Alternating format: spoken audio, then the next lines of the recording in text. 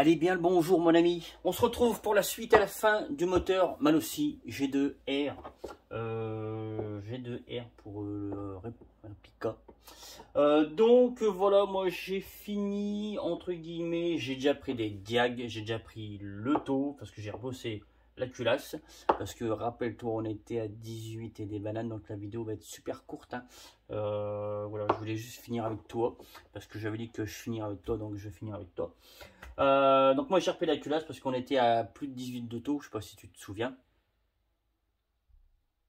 Là aujourd'hui maintenant on est à 15,7, donc on est beaucoup mieux, hein, on est beaucoup mieux. Je rappelle que c'est un moteur donc avec des carters Malossi, avec un 50 G2R Malossi, avec un Villebroquin Bidalo aujourd'hui qui n'est plus Malossi, Villebroquin Bidalo avec une admission que j'ai fabriquée moi-même tout seul, et qui sera monté avec un carburateur de Polynic 24 CP Evolution. Donc voilà, donc je t'ai dit dans la vidéo précédente qu'on serait à des diags de 193, 133, non, on n'y est pas, on y est presque, hein, mais on n'y est pas. On est à tout à l'heure, je vais les reprendre quand même, parce que moi tout à l'heure j'ai refait un contrôle avec un autre joint, j'ai pris d'autres joints, machin, pour voir comment je pouvais essayer de détasser un petit peu tout ça. Mais c'est foutu culasse fait que tu comprimes beaucoup et que tu as un squish du futur. Donc du coup, non. Du coup, non. Donc on va quand même reprendre les diags ensemble, hein, histoire de, d'accord, histoire d'être juste. Juste. Mais normalement, on n'est pas dans ce que j'avais annoncé. On est mieux. Normalement, on est mieux. Qui dit mieux, ne veut pas dire plus haut, hein. Donc on est à 191 à l'échappement. Donc je dirais que c'est hachement bien. Donc je vais te donner les diags des transferts A et des B parce que c'est pas aligné, hein, il y a un petit décalage. C'est volontaire, hein. Voilà. Donc sur les A, on est à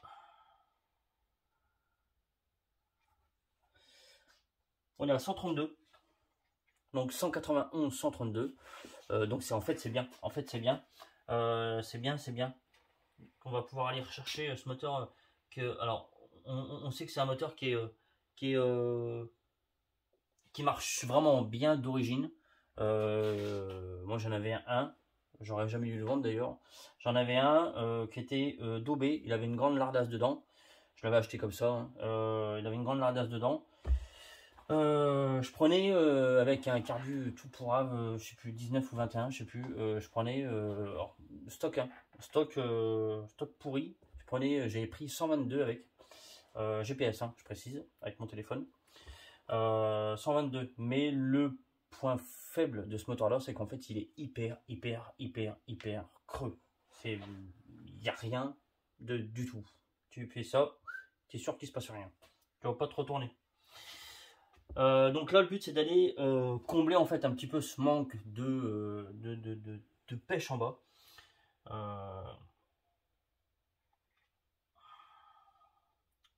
Mais du coup avec la préparation apportée. Donc on est à 128. Et ben on est à 128. Non. J'ai une connerie.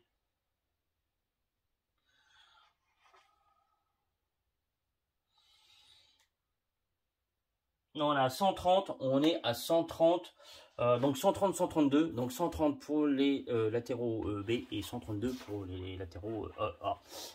Voilà.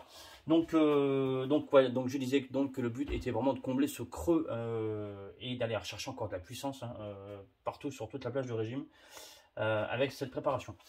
Donc alors le fait qu'on ait un petit peu décomprimé peu rien en fait, peu rien. Parce que comprimé à 18, autant te dire que ça ne devait pas avancer très vite, hein. Comprimer un moteur, trop comprimer un moteur peut te faire perdre beaucoup au régime.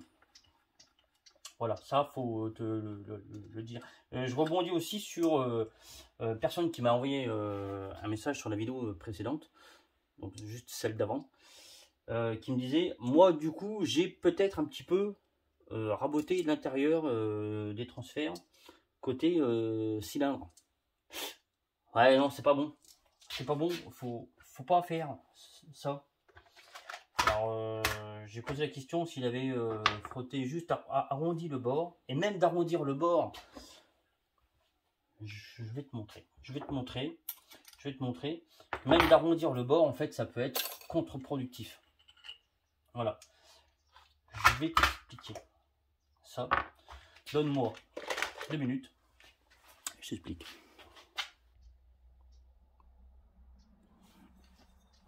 Donc, un cylindre.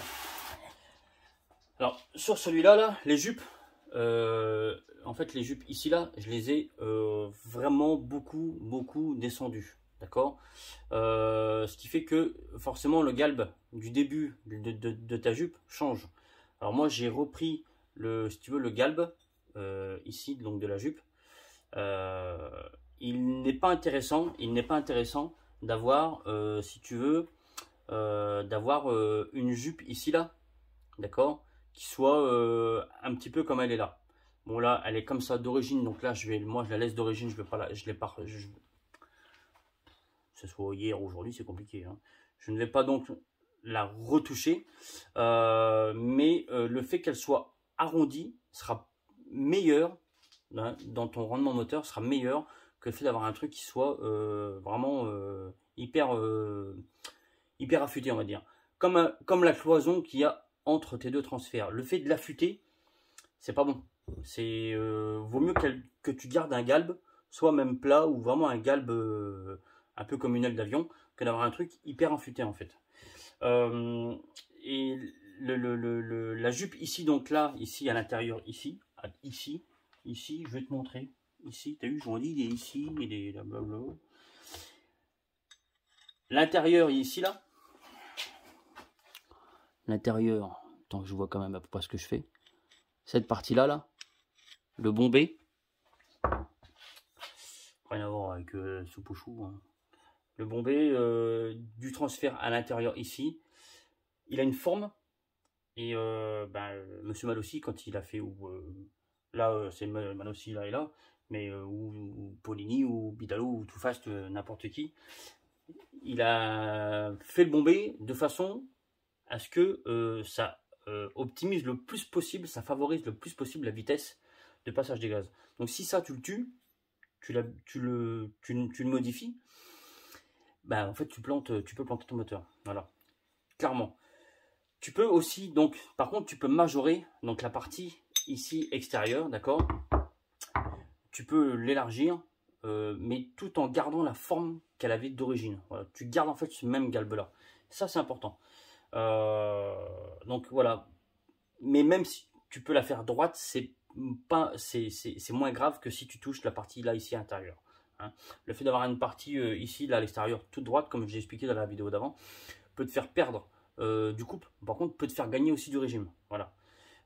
Mais il faut surtout pas toucher au galbe intérieur ici. Ça, faut pas le faire. Faut pas le faire. Donc voilà. C'est tout. Moi, je ne vais pas mettre ces joints là qui étaient fournis avec le kit.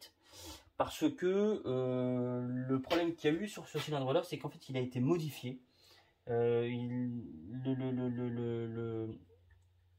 siège si tu veux, des joints, il a été modifié, il a été agrandi, pas cool. Par contre, le problème qu'il y a aussi sur ce moteur là, c'est que vu que là ça a été modifié, ça a été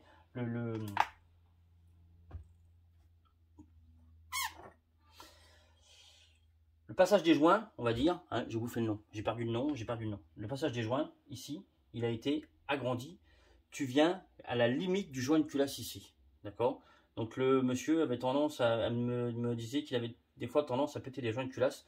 Il me demandait si je pouvais pas faire quelque chose. Ben non, malheureusement, je peux pas faire grand chose. Faudrait revoir beaucoup de choses et sans vraiment peut-être avoir un vrai résultat. Donc faudrait reprendre tout le haut du cylindre, vraiment tout redescendre Et en fin de compte, non, non, non, non, non. Donc là, moi, je vais juste essayer de trouver des joints un peu plus gros en diamètre que ceux-là. Voilà. Hein. Peut-être que je suis en train de te saouler avec mes explications, mais j'essaie de t'expliquer le moteur de là.